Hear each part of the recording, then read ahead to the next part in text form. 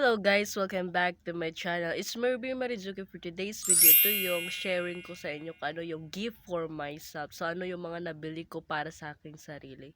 So i-share ko sa inyo kung ano yung mga nabili ko sa aking sahod. So hindi ko to ibinili sa isang ano lang kada sahod, may naibili ako. So ito yung first sahod ko sa libiling yung nabili ko na regalo para sa sarili ko is sapatos na black. Ayan. So, ayan, kasi nga, napabili ko ito dahil nga, pinabili ko sa ate ko, siya yung nabili sa first sahod namin sa labeling. So, nagbili ako ng sapatos, yan yung first sahod ko sa labeling, yung nagtrabaho ako.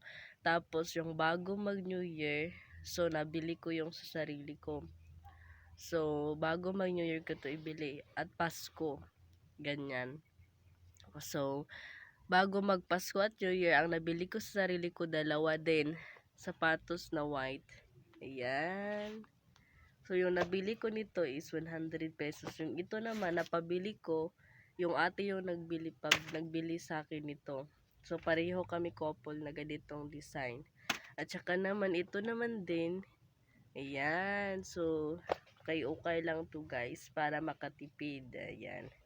So, hindi ko to nabili nung syempre first time ko magtrabaho, so napabili ako sa sarili ko, hindi ko to nabili dati, yung sa sarili ko lang kasi nga yung mga pera na naibili ko dati sa parents ko, pero first time ko napabili ito para sa sarili kong trabaho. So ayan, sapatos white. So bakit ko nabili yung white? So magagamit ko dito para sa board exam. Kailangan namin pag mag-board, naka white shoes kami, white t-shirt. So, unti-unti ibibili ko to para magagamit ko sa board exam. Um, Baka soon, bibilin naman ako ng sapatos na white kasi kailangan sa board exam. So, alam na namin yan na need talaga yung white shoes. Kaya, bumibili ako ng white shoes. Magagamit ko sa board exam. At yung napabili, dalawa yung nabili ko bago magpasko at New Year. So, ayan. Paunti-unti, may nabili ako sa sarili ko dress. So, nasuot ko to yung Christmas party sa simbahan namin. Nasuot ko to. So, ipapakita ko sa inyo ang buong kabuuhan. Ayan. Tcharam! Tcharam, tcharam, tcharam. Ito. So, i-share ko sa inyo.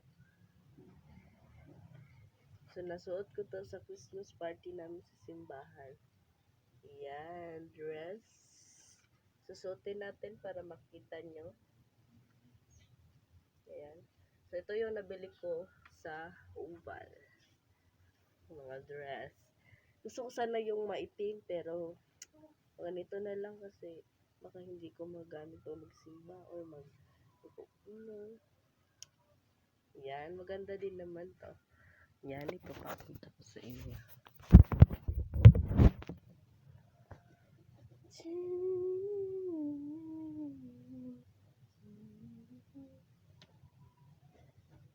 Yan, ito yung nabili ko.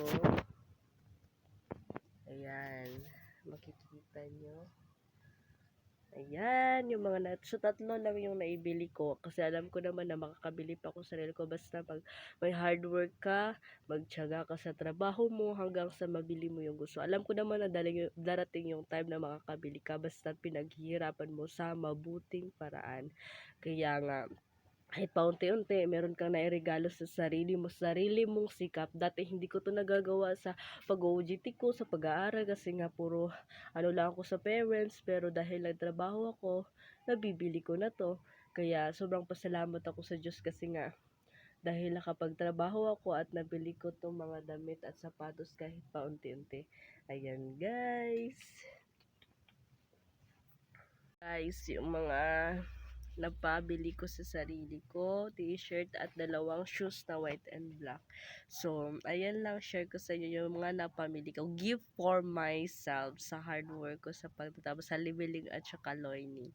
Loining, yung itong dalawa na to, dress at saka white shoes. So, ang labeling, yung black shoes. So, ayan guys, so iba yung pakiramdam ko. Kaya nga, siyempre kahit iba yung pakiramdam ko, masakit kagabi yung katawan ko, nag-inom ako ng tambal. So, sana ma-okey na ako kasi back to work din naman bukas. Kaya thank you so much for watching this vlog. Thank you so much for watching. See you sa aking next vlog. Bye!